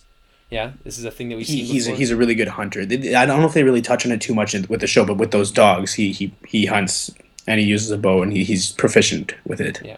So I think he was missing on purpose. Yeah, didn't he shoot that girl with an arrow in the leg or something? No, I don't remember. That was a long time. That was when he and Miranda were hunting. Yeah. They did that, and Theon was made to watch. Or he was Reek at the time. Was made to watch. Right. So he tells Rickon to run to his brother, obviously, right? And this begins the chain of mistakes that Jon makes in this battle. So I mean, and I guess what are his choices here? So he's watching as his brother, who he hasn't seen since for years, being shot by with arrows, right? And I don't know where what's his option here. I guess the only logical thing I can think of was that you send someone else and you don't go yourself, right? No, I think Jon had to be the one to go. I don't even know whether that was a mistake, him going that Well, it far. does because it leads him into a position where he has to lead his army full on head into the teeth of. Again, I don't know what either of us would do differently. You can't really put yourself in that situation. But the mistake is when he chooses to charge on his own afterwards. Right. So I mean, I guess there's two things where I think about when you say that. It's like, okay, so when they fire the arrows at him, is he trying to outrun? He's trying to get ahead of them so they land behind him. Is that the idea there? Yeah. Do you think it would have taken too long to run the other way? But no, but at the same time, they were talking earlier in the episode about the whole North is watching and what it would look like for Jon to run away from the battle. And that was my next thing. It's like you can't run back, right? At least Jon can't run back. So you have to send someone else there to go get him. You can't go yourself. Send someone you trust, even. You know, I think I don't know as far as like shooting it and having it being like the emotional stakes being there, it's not quite the same. But on a decisions that Jon could have made, that like smarter decisions Jon could have made, that would have been one of them. I think maybe. You know. Yeah, okay. like we talked about before, his honor, his family duty is what is driving him, and that's why it's a mistake in our mind. Right, and this is just the classic Stark error, right? Mm-hmm. And people like Ramsey and to a different degree Cersei know how to take advantage of this, and they've used it multiple times because they have no soul. Mm-hmm. So, I mean, obviously, Jon arrives seconds too late as he watches his brother get murdered. And it's effective only in that we like Jon and we know why this is upsetting to him and Sansa. But we don't know Rickon well enough. In fact, does he even speak? He did a couple seasons ago. I don't know. In this episode. Not in this episode, no. So then he didn't speak at all this season. Which means... which means that we just don't know him well enough to actually care. Yeah, it's sad. He never really got a chance. It's unfortunate with a show this busy, right? What are you supposed to do with a character like that? And they could have been put in a position where Rickon this season, his voice might have changed a lot, and that might have sounded really weird. Or maybe this kid that they cast turned out to be a really terrible actor, which is maybe why they didn't let him speak and give us any character development before they did this. There's a couple reasons that I can imagine that would happen, but again, him dying is effective, but again, not because he died, it's because we know how it affects Jon and Sansa. Yeah, absolutely. And then, like we started talking about, they shoot the arrows at him. He charges forward. He's lucky he doesn't get hit by any. In fact, he's lucky he doesn't get hit by arrows like a lot in this. Yes. But he gets knocked off his horse, and then this is by far the most gorgeous shot, or one of the most gorgeous shots you're ever going to see on television. Never mind just Game of Thrones. Of Jon in slow motion standing up with his sword, staring down that, I guess what would you call that? Charge of cavalry. And it's just the perfect hero moment. It's so good, and it's all practical. Mm-hmm. Jon, they're like, I heard a quote from it. He's just saying he's like, well, it's pretty terrifying standing in front of a rampaging horses. And obviously the way they shoot it, they're not nearly as close as they make it look, right? But it's Kit Harington standing in front of horses charging at him. It's pretty insane. It's absolutely gorgeous. There's a shot that they use, and it's not quite as nice, but there's from the side of watching the horses charge towards, I don't know who's charging in which direction. I want to say it's Jon's forces. And it's in slow-mo as the horses move from left to right across the screen. Pretty tight shot. They used basically a Land Rover with a crane and a camera on it. And it looks so good. The stuff that they did with to get these shots is insane. And then obviously, like, right as you think that, like, he's done for, you know, his cavalry arrive right behind him, and then it's the most epic. And epic's the only word you can use for it. The most epic war scene of this type that you're ever going to see, I think, for a long time, at least on television, probably ever on television. It's all one tracking shot that follows from that moment the most chaotic. There's like that scene where there's that part where that guy gets knocked off his horse. Another guy gets trampled. I think who is it in the chat, the live chat here, described it as Saving Private John, described it as Saving Private Ryan-esque in that visceral, you know, manner. Yeah. What did you think of this? Yeah, I think visceral is definitely the best word for it. Visceral, or like you said earlier, chaotic. There's so much happening, but it's still somehow focused on John primarily, and it's just focused. Like it's a very down to earth, like first person view of war, and it's intense. Like you said, you're on the edge of your seat, and I think everybody watching it was as well. Like it's hard to describe. I mean, the thing is that this scene plays out in a way that it's crystal clear as to what's happening or what they want you to focus on. It's not like when you go to see a movie like Transformers, like these quick cuts. It's hard to keep track of what's happening, where people are, spatial orientation. In this, there's crazy things happening and there's a lot going on, but you're centered on John and you know what's happening with him. And again, it's character focused and it's up close and personal, and it's just done in such a way that you still are able to see the amazing stunts without losing it in the busyness of battle. Of course, there's when the Boltons make their best Roman impression. I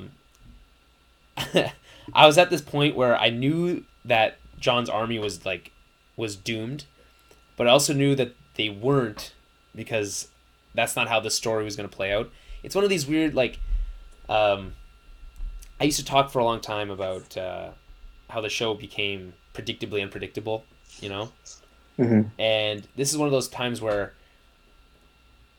it is predictable in a predictable kind of way. And because it's predictable in that standard traditional kind of way, it's very un-Game of Thrones-esque, right? It's the least predictable thing to do because it's the most traditional thing to do.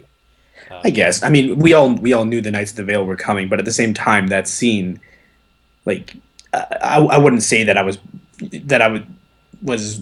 say I was bored with it. There was still a lot on the line. You know what I mean? I guess I don't know where I read this as well, but some described it as basically the ability for a program or a movie or a story to make you believe that your heroes were going to lose, even when you knew that they wouldn't or couldn't, right? So you believe at this moment that they're fucked, you know, right? And you're like, I know that the Knights of the Vale are coming, but maybe they kind of get here too late, or maybe something happened, or whatever. There's that inkling. There's that one. There's that 5 of 95% that in the back of your mind that thinks, you know what, he might die. Our heroes here could die, and everything could be different. But then you think, okay, where would that leave the story? People like, and we're going to get to that. There's a whole thing I want to talk about it, but people saying this is all too easy, and like, I don't understand what's going on with people at the show who watch it. It's like, either they constantly want the heroes to lose, or they just, I don't know what they want. Yeah, they want the heroes to lose, but when the heroes win, it's like it's not earned well enough. Like, it's like there's no winning with some of these people. It's really hard to describe, like, how the show has basically conditioned people to think that the thing that you're hoping will happen won't happen. So if that doesn't happen, the thing that you hope doesn't happen happens, then it's not Game of Thrones anymore.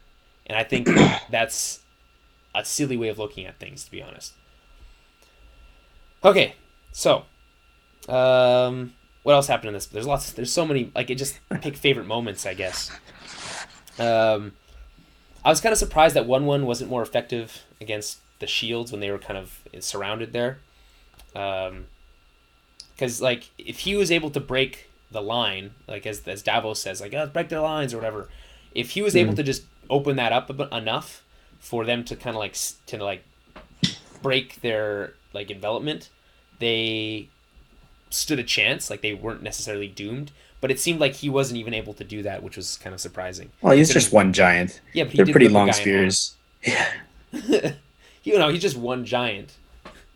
I mean, we've seen him use a tree, I think, to fight people before. So That's true.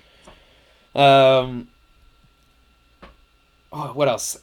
I guess I feel like the action was just basically perfect. Like I have no complaints. It's kind of hard to talk about the action, like you can talk about specifics, but just like as an overall, like it was just amazing. Well, from from a choreography standpoint, There you it's really just impressive. Just again, at a technical level, this whole thing is just impressive. What else do we have here? Oh, so yeah, the pile of bodies that they ended up behind them when they got circled in. Where did that come? So here, this would be my small nitpick here. That pile of bodies came out of nowhere. Okay. I mean, they were raining arrows down. I guess, but like we're talking like a mountain here, like taller than people worth of bodies. People and horses. I see. Again, it piles up. If I don't know. A pile. I mean, understand piles maybe 4 or 5 feet high. That makes sense to me. Of bodies in a battle like this. Okay, sure, but like we're talking like an 8-foot wall of bodies here, right? And that I guess that was a bit of a stretch to me, only because I didn't. And then they do that aerial shot, and it's like only right behind them, you know. That was where I guess I have. It's a little convenient, but that's also how they would have framed their shield wall. Like they would have framed it to the edges of that quote unquote wall of bodies, and that's probably where the arrow line. You know, like I'm just making excuses at this point, but I mean, it's not excuses. Those are valid reasons, I guess. It was fun to see Tormund face off against Small John Umber, like Beard. Oh, I loved that. Small John gets killed, right? We have to assume. Yeah, Tormund, he like bites off a piece of his neck and then stabs him. Also, this is a pretty like small note, but it's a symbolic victory because Tormund, one of Tormund's names is Giant's Bane, and the sigil of House Umber. And the show is different, but the sigil of House Umber is supposed to be a giant in chains. So, okay, there you go. He's Giant's Bane. What else do we have? I guess that scene of John being trampled, like, is just the rebirthing scene we talked about. That's got to be like the worst way to die. It's being just suffocated and with a pile of dead bodies. No, thank you. That's intense. It was so, and I have this weird. I hate being trapped like that. Just being so in football, when you're playing football in the old, in high school, if I ever ended up at the bottom of like a pile of bodies during like maybe like a kick return drill or something, sure, it was like a intense like mental struggle for me to not just absolutely fucking freak out, because I can't stand that. Like I'm trapped against the ground and I can't move. Like I'm just completely compressed, usually by some kind of lineman or some kind. It's like, and I'll start having a mental breakdown, and I was starting to have a mental breakdown just watching this. It was like my heartbeat must have like doubled in speed. I just that's how effective it was for me anyway. And then I guess lastly is what some people call the Deus Ex Machina, was when Littlefinger and the Knights of the Vale rescued Jon. I don't really think of it that way because, again, it was set up as something that would happen, or probably would happen. We said earlier, we all knew it was going to happen, right? And to me, like the idea of a Deus Ex Machina would be that this came out of nowhere, right? To save him. I get in some degrees it still kind of is, but not as egregious as some others have been in the show. I would say more like Stannis showing up at the wall to defeat the wildlings. That is absolutely, that's like the definition of Deus Ex Machina. Yeah. Right. All right. So, anything else you want to mention about the battle sequence itself? Again, like you said, it's hard to talk about it, but without just mentioning specific events.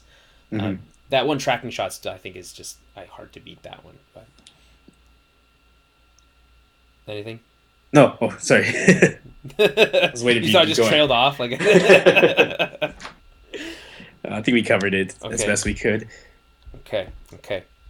So, on to the Winterfell scene.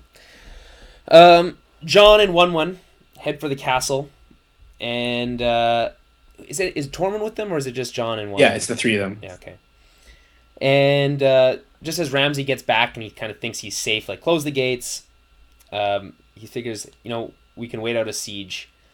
Luckily, they didn't rebuild Winterfell to withstand the attack from a giant, because he just 1-1 busts through the door like it's not even.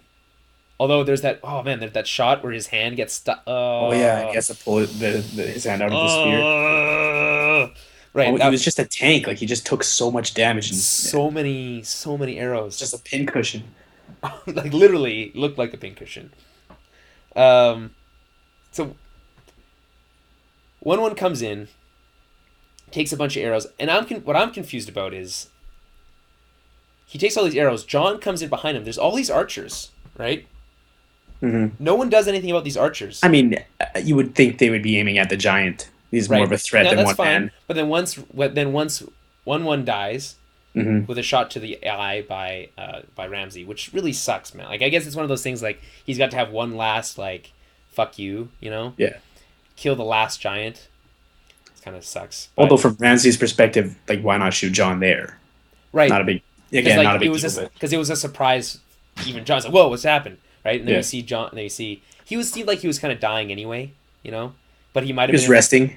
He might have been able to, if everything had stopped then, they might have been able to like fix his wounds maybe or something. Who knows? But yeah, Ramsey kills 1-1, and all these archers. I guess they're all around like watching that. He says like, hey, I'll take you up on that one-on-one combat, and then instantly starts firing arrows at him. Right, drops his sword, picks up the shield. Is it a Mormont shield? Yeah, it looked like it had a black bear on it. I don't know how a Mormont shield would have gotten there, but I don't know. Maybe I don't know. Because they were on Jon's side. Yeah, one of the Mormont men maybe followed him in and got killed by one of those archers. I mean, yeah. So after Mormont broke through the door, they took out all of Ramsey's archers. They had other wildlings come in right behind them. Okay. So that's all covered. But I don't know how the shield got there was that quick shot of like their archers taking out a bunch of guys as they came around the corner and stuff. Which is kind of cool. And that scene, or the scene where Jon takes the arrow, or takes the shield, picks it up, boom, 3 arrows, and then just beats the living shit. And it's just so satisfying. Like normally that'd be kind of like a hard to watch, I guess, or hard to hear, some like just his face crunching. But I loved every minute of seeing that happen to Ramsey. And Ramsey even like kind of like at one point he just kind of just gives in and like lets it happen. Mm-hmm. When Sansa walks in, he stops. I guess, do you think he kind of remembered some of his humanity there for a moment? Or he doesn't stop right away, and I think it's just Sansa needed to see Ramsey punished a little bit, and then he probably would have beat him to death if Sansa hadn't have shown up. And then one of my favorite shots of the week. It's very simple, but it's great. Is just watching the Stark banner get hung from the wall of Winterfell again. We haven't seen that for 4 seasons. It feels right, feels good. It's one of those moments just of pure victory. Obviously, it harkens back to some of the scenes from 2 weeks ago when was it the Lannister banner that was being hung at Riverrun? Yeah, similar shot. That was kind of cool. It's nice to have our characters have like a home base again, It's nice to have a Stark back in Winterfell. Although, I mean, this is getting a little bit ahead of ourselves, but I think there's going to be conflict between Jon and Sansa now. Why? What do you? Oh, because she lied to him, sacrificed his army, like those two things. And there's also been some kind of like budding tensions between the two of them over like who is really in charge, who's going to be the Stark in Winterfell sort of thing. Right. I mean, I guess we'll see that next week. I think Littlefinger's going to have something to say about that. And that's the other thing. I doubt Jon's going to trust him, but he's not going to have much choice. I don't know. We'll see what happens. It's just throwing it out there. Why would Jon not trust him? He came in and saved them. Just Littlefinger has a reputation. Yeah, but how would Jon know that? He was the Lord Commander of the Night's Watch. It's not like he doesn't get news from... Yeah, I don't know. I feel like he wouldn't know. He probably doesn't even know Littlefinger. Maybe. We'll see. And then we end with one final scene. Sansa and Ramsey. This is both equal parts disturbing and satisfying. Darth Sansa is back, and she's kind of happy to gloat over the defeated Ramsey. But even Ramsey doesn't feel. It's like not. It's not satisfying enough because he's not like begging for his life. You know, he's still he says Sansa. You know, like very, just like calm and collected. Like he still thinks this is gonna work out for him. He's like living in some fantasy world. I mean, literally living in a fantasy world, but you know what I mean. And then even before he goes, he gets one more jab at Sansa, like, you can never kill me, I'll always be a part of you. And this, I'm sure, just adds fuel to the fire for those people who believe that Sansa is pregnant with her baby. There's been a couple allusions, like, or the episode where she talked to Littlefinger and said that she can still feel it inside of him, or inside of her. I don't think she is. For the record, I don't. It's hard to know, but it's one of those things where I don't. It would be a tough road for the Game of Thrones to walk if she was pregnant with Ramsay's baby. Let's just put it that way. But it's also like what other series would do. I don't put that past them at all. I think it's very likely that she's pregnant. Right. I feel like if it is that case, they need to be very. They need to, delicate with how they deal with it. I would say. Sure. And not from a storytelling perspective per se, maybe, but from a social perspective of how people I know what you mean. See it. You know. Of course, Sansa reminds Ramsay that all memory of you will disappear. Your house will disappear. Everything that you are will disappear. And it's true, you got to think that the Boltons are done. There is no more Boltons, right? That's the end of the line, yeah. He murdered his younger brother. And he murdered his father. His wife and his father. There's no one left. Good riddance. Right? Although I still like the name the Dreadfort. It's still a sweet name for a castle. You gotta think now that they'll take control of the Dreadfort as well. In some capacity. Yeah, well, this victory will help them. The whole thing they were trying to do is consolidate the North when they have to face the true enemy, right? So, realistically, now that there's a Stark back in Winterfell, they should have the allegiance of most of the Northern houses. Should. Well, I mean, whatever happened with the Karstarks and the Umbers should have been settled at this battle because those were the rebel lords, right? And they're done. And they're dead now. Right, so you'll think the Starks will put in someone in power from that family who is willing to work with them. Hopefully. I guess it was important to note that Ramsay gets eaten alive by his own dogs.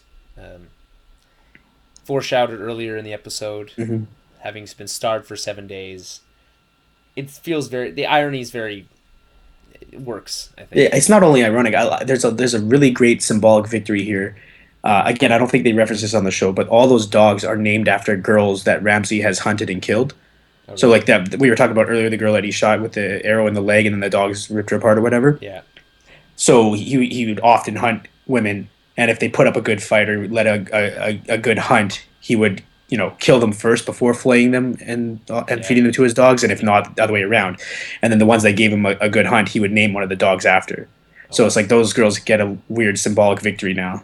I like that a lot. And that's only something a book reader, I think, would be able to grasp. I know, it's just something that popped into my head. Like, I just love it. And I can imagine that it plays out the same way in the books, and it just feels right. I would say that, I guess, if we're going to get to some overall thoughts, is that I love the use of music in this, and the score of this episode. They use the Rains of Castamere, like the melody, like the main part of it, the recognizable part. Yeah, I know what you're talking about. A few times when you think things are kind of lost, when it seems like all hope is gone for Jon, and they use it in a way that you're like, because you basically associate that song with sadness and death, right? It was played during the Red Wedding. It was played a couple weeks ago when those banners are being taken down from the walls of River Run. So it's just one of those great ways of invoking an emotion, and at the same time just kind of subverting it, and then having something else happen instead. In this case, victory.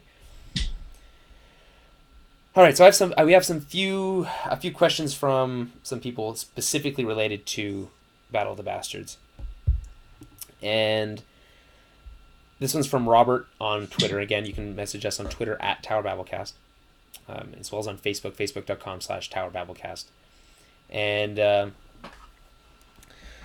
this one says, weird question, but thinking about who could carry on the Stark name, can Jon have kids being brought back to life? Can Jon have kids now that he's been brought back to life? And even if he did, he wouldn't technically, carry the Stark name unless he was legitimized by somebody. We don't know. We don't know who that would be. We're at a point where he's probably not a Stark at all. So, I guess. So it's more likely Sansa. Yeah, but how is she going to carry on the Stark name? Well, we already talked about how she may be pregnant, and then that would be that's Stark. She would just name it Stark, or maybe she marries again. Who knows?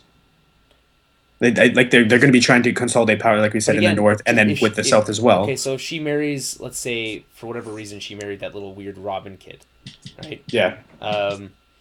Then, her children, assuming that again, we can assume those then aren't Stark children, right? They have Stark bloodline. But they would be Aarons of the Vale, right? So it's really only Bran, but I'm not even sure. Can Bran even have kids? Well, who knows? And I don't see Bran becoming the Lord of Winterfell. Like, he has other fish to fry.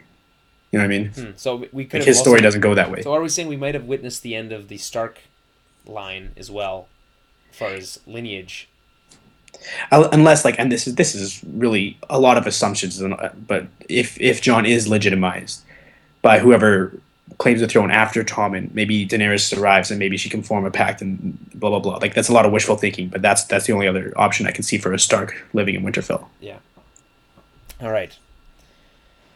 So then here's another topic that I brought up a little earlier, and this is about good guys winning. And this is an email from Rob, and says, first off, love the show, look forward to it every week. I feel like it helps me process the events of Game of Thrones on a more thoughtful level. Thank you. You're welcome. My question, do you feel like the show has been doing a lot of quote-unquote fan service now that it has surpassed the books? It seems like they have been giving us almost exactly what we want. Jon coming back from the dead, the Hound's return, Cersei's misery, etc., etc., etc. Well, that's never been what the show was about. I don't think anyone wanted the Red Wedding to happen or for Ned to lose his head, but that's what made it so shocking and why it left such an impression. I would argue that those things happening now would be less shocking in context. Maybe everything seems to be wrapping up nice and tidy because we're getting towards the end of the story, which means less new conflicts and more resolutions. It all just seems a little too easy. I'd love to hear your thoughts. So, Rob, and this is, again, we touched on this a little bit earlier, but I want to get into this. We have another one, again, from Hakeem, another friend of the show, on Twitter. But that, is this too easy for our heroes, specifically this week? Well, I think Rob's email, first of all, was before this week, so it's not about this episode, but we can talk about it all as one issue. Yes and no. There's been a lot of pushback, and people have been saying the show has become much more Hollywood, just in terms of how it's handling the story arcs. Yeah. I would say that this episode that we just watched was not an example of that at all. It was Hollywood in that it was big epic scope, but it wasn't fan service. This is just how that story works. Having the good guys win, they have to be able to win once in a while, and having them lose all the time just makes it predictable in the opposite way. Right. You know what I mean? This is why I said it was predictably unpredictable. It was I'd said it before, and that's where I got back to the thing about how being confused as to what do you want from the show. How does it win? Okay, so you have Jon lose here, to what end? for what? Where does that leave the story? These are characters we've been following from the beginning. What are we going to do? Not start cheering for Ramsey all of a sudden? No, that's not going to happen. So, like, you got to consider that, yes, this show's been willing to buck trends and expectation for a long time. But at the same time, this is still a fantasy program on television with heroes, quote unquote, and main characters, cast members that they pay a lot of money, right? And at some point, the story this isn't it's just not going to end on us. It might be a bittersweet ending, and it most likely will be, but it won't be a sour ending. You're not going to end with the final shot's not going to be an army of the dead walking over King's Landing and nothing good ever happening ever again in Westeros. It's it. That's over. That's not how this. And that's not what the show is about, though. It's not just about that. Right, and it was surprising. That's what made it popular, but that's not the goal. No, I know, and that's the thing. Like back then, those events that happened before moved the story along in an interesting way, in a place where you can get great story. But what great story do you get out of Jon losing here, for instance? Exactly. And it's not about being unpredictable just for the sake of being unpredictable. It has to make sense. The story has to track all the way through, right? And story structures, there's ups and downs.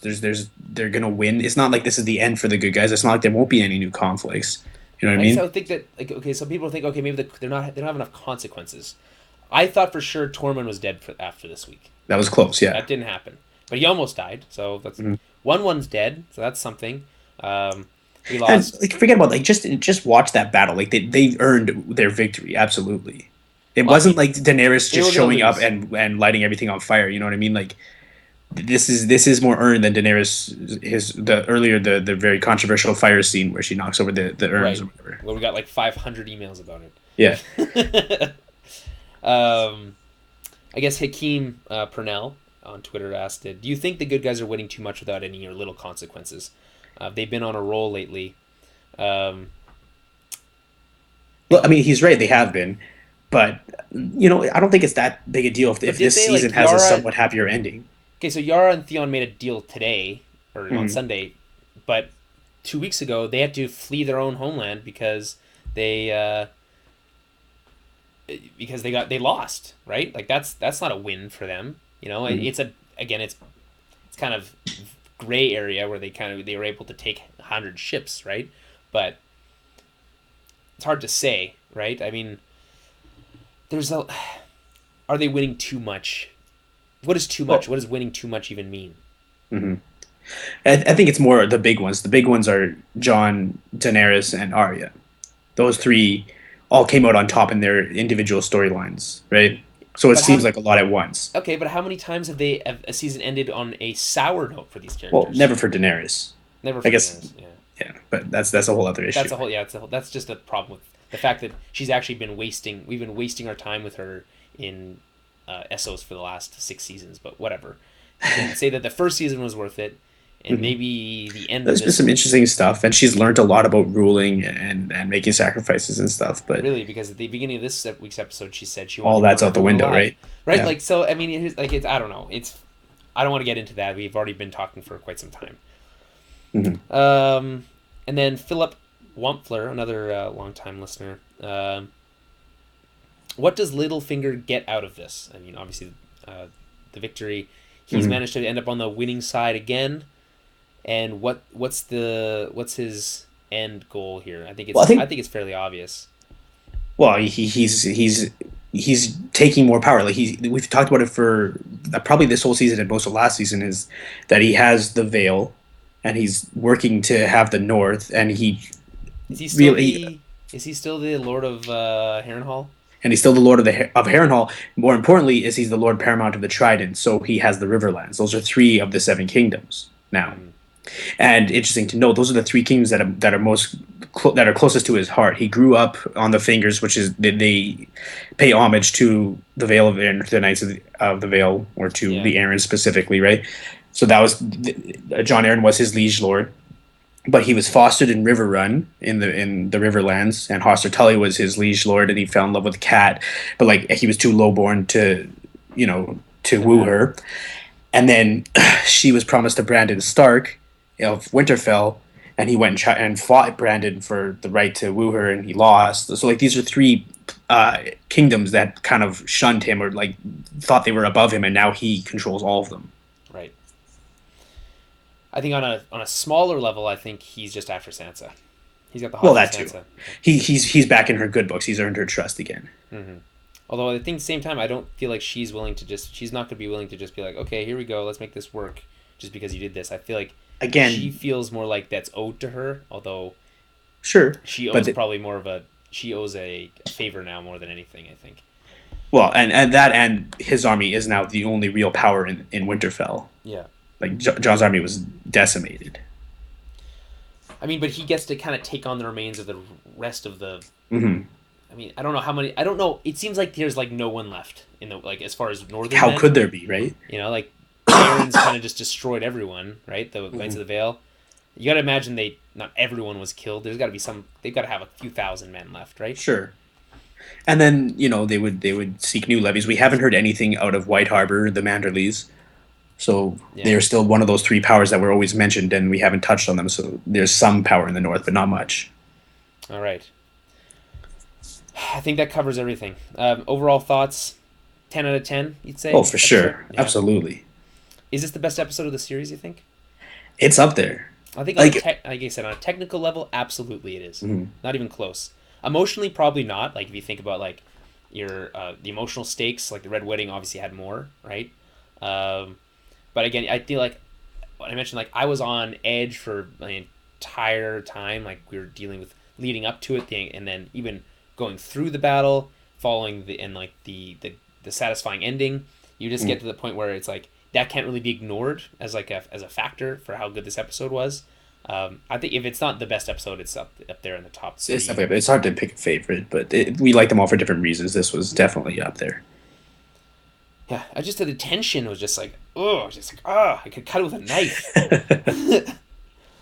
All right. Do you have any other overall thoughts on the episode? No, not on this episode. I'm just like I don't know how they could top it next week.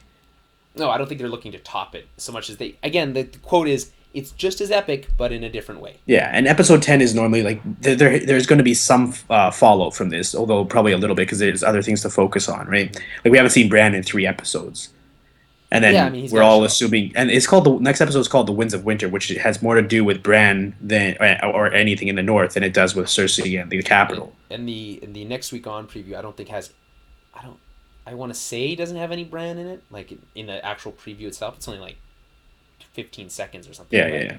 Well, we definitely have to touch in with him again.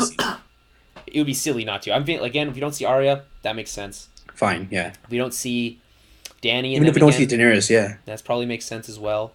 We're gonna need to follow up with Jon. We're gonna need to follow up with Davos and that whole story. We're gonna need to figure out what's going on. Obviously, King's Landing is the most important one.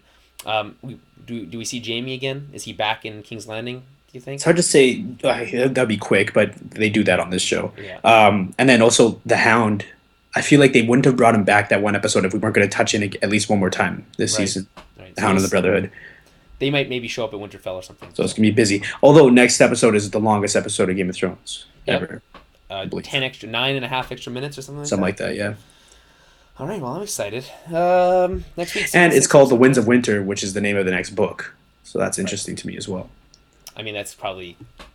Yeah, there's a reason they named it that, right? And it's going to... For book readers, they're probably like, yes, can't wait. And, what about the Tower of Joy stuff? We got to figure out what happened there. Shit, I don't know if that'll be this season. There's so much... Yeah, there's a lot to do. Okay. Well, either way, we'll be here to talk about it next week. In the meantime, send us any comments, questions, all that good stuff to our email, towerbabblepodcast@gmail.com. Like us. Loving these Facebook, emails. Right? It's been a lot of fun. /TowerBabblecast. On Twitter, @TowerBabblecast. We did this show live today. I think it went fairly well. It started off a little rocky. A little hiccup. My computer overheated and just turned off. Luckily, though, it was only like 2 minutes in. So we started fresh. I want to thank everyone who joined us in the live chat on YouTube today. It was TJ Flynn, John Wenzel, and George Fuzzums. Sweet. And everyone else who listened, it didn't chat with us. We're gonna probably try to do this again soon. Hopefully, maybe next week. Sometimes like we try to get it all out as fast as we can, and that usually means we don't have time to sit down and do the live podcast. But if we do, if you're on Twitter or on our Facebook, you'll see the link ahead of time. I think it was about a half hour, 45 minutes beforehand. I had mentioned we were going to do it, and then the link comes out, and you can find it. Go on there, and of course, if you want to just subscribe on our YouTube page, there's not a lot there right now. I have a couple like Let's Plays or whatever I did for my PlayStation, and a few other things. We've a few older episodes from the 50s. We're in the 70s now, but that's YouTube.com/Tower of Babel podcast. I think I'll have to look that up.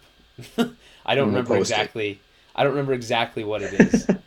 Let me see if I can. If I wanted to, I don't want to open anything up with fear that I'm gonna end up crashing my computer again. But if you search Tower of Babel, like BABBLE podcast on YouTube, you'll find it there, and you can subscribe. And that's what we'll do most of our live stuff, unless I can find somewhere else better to do it. And I'll let you guys know if that changes. But we will be back next week, and we will talk to you guys then. See you. All right. I think that went fairly well. It's like 2 hours. That's good.